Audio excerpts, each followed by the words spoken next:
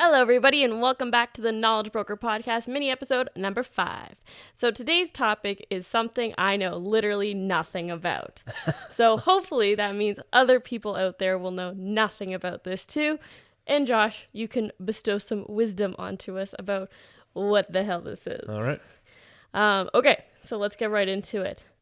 Data virtualization and technology in real estate. That is a mouthful. Good luck. Quiz show. Yeah, right? Yeah. For 100 points, Josh, data virtualization in real estate. Yeah. Okay, so how is big data changing real estate? What is big data? What is the data virtualization? What I think of it as, and when we think of data, it's just computer stuff, right? Obviously. Of course. Okay. I mean, even if it's not computer, it's kind of like taking even written stuff and turning it into data so we can utilize it.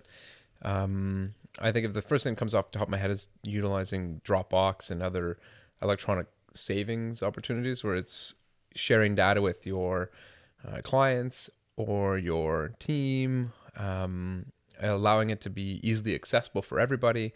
So it's I personally find all of our stuff's online. Mm-hmm. And we're practically paperless, except for the fact that we still have to maintain some paper for legal purposes. And that I hate the internet. Yeah, fair enough. Yeah, I mean, like, you're one of the few that it really probably inherently take over data virtualization. Yeah. I mean, like, we still always use like a whiteboard and whatnot to think about information and do some thought process, but often we'll take photos of the stuff that we have, so at least we have a memory of it. Mm-hmm. But on the data virtualization and the big data side of things, we do see big companies getting involved in real estate. Yeah. Google has a real estate division that they probably for the most likely for the purposes they're using for advertising, giving people access to the big data. Mm-hmm. So the big data, it's almost like there's a big privacy wall that still exists in Canada as to what you can give out. So they have to probably give out all information, but it can't have a first name and last name. They're able to see like the trends that are going on across different regions, different areas, and then they sell it back to real estate agents or other companies. Mm-hmm. You think about how the real estate industry is billions of dollars on an annual basis, whether it's, and it's probably one of the biggest, I think the last time I remember it was about 1/4 of all GDP. So 1/4 of everything that happens in business is related to real estate, whether it's buying and selling a home, renovations, building, the legal side of things, contract side of things. If you get down to the point of like divorce, there's divorce when you have to sell a house, but the legal side of like splitting up a house, selling the contents for a house, buying the furniture for a house. I mean, TVs, everything that comes back to something that has to do with a home. Yeah. Or the commercial side and the business side. So the big data that we have access to per se is changing the way that people do shop and buy.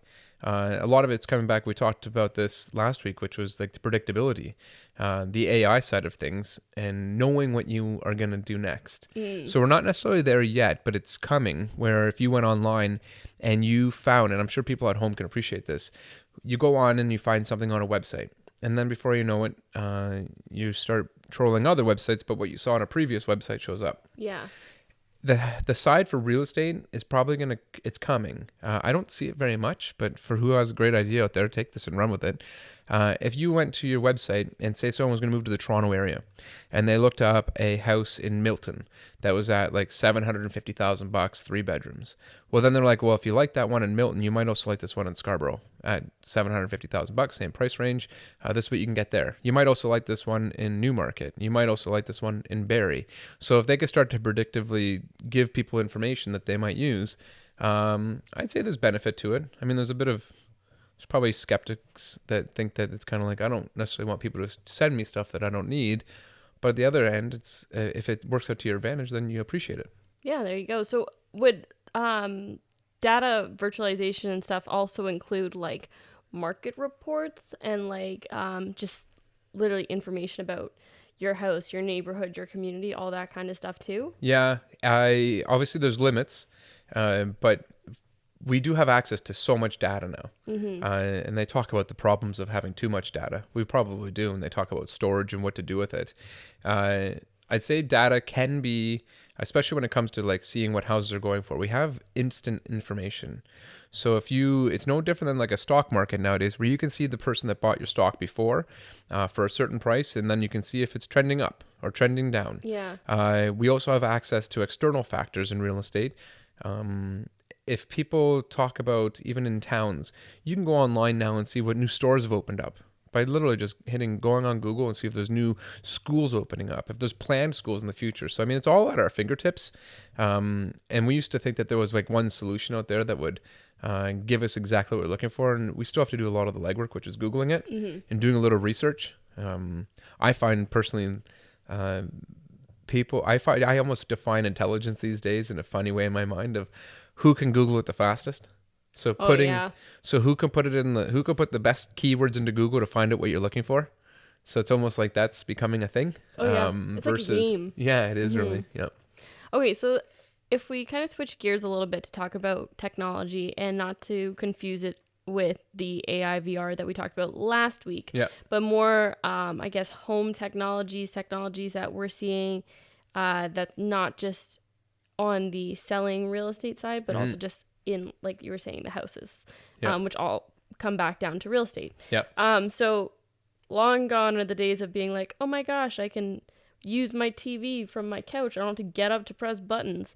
Now we're dealing with like heating, lighting, security, so many other things that we're facing in technology. So where is that even going? I mean, the sky's the limit, clearly. Yeah. I heard that Bill Gates' house apparently is super predictive to the point that the rooms become warm when someone walks into them, to the point that when they walk out of them, the temperature shifts to other parts of the house.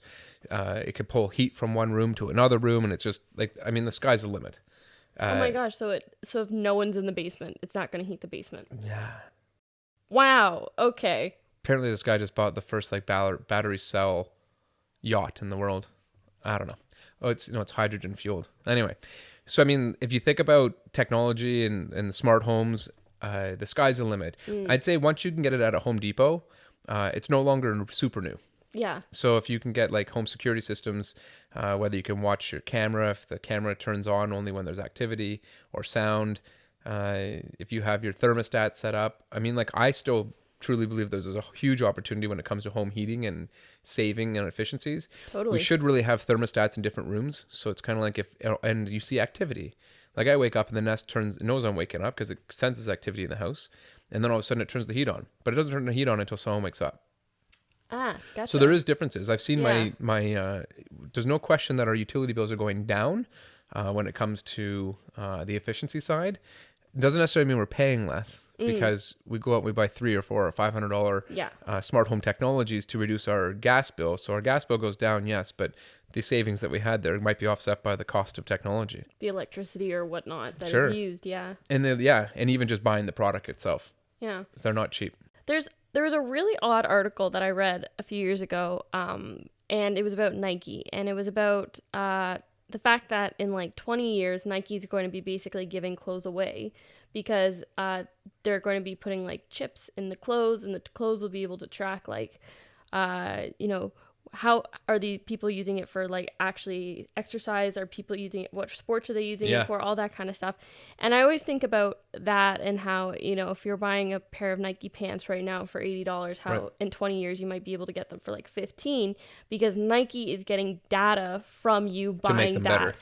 That and just who knows what other data they're using it from. So when I think of real estate, sometimes I think it might be along the same lines of, what data is Nest getting from knowing that, it's just one of those funny things. Like if you say get up at 6 a.m. every single morning, where is that information going? Because obviously no one's going to invent anything that doesn't have, like, they have to get something from it. Yeah, you're right. I also think that are things being invented nowadays without some kind of feedback? Exactly. I don't think it's the case. I think that nothing just comes out of thin air now.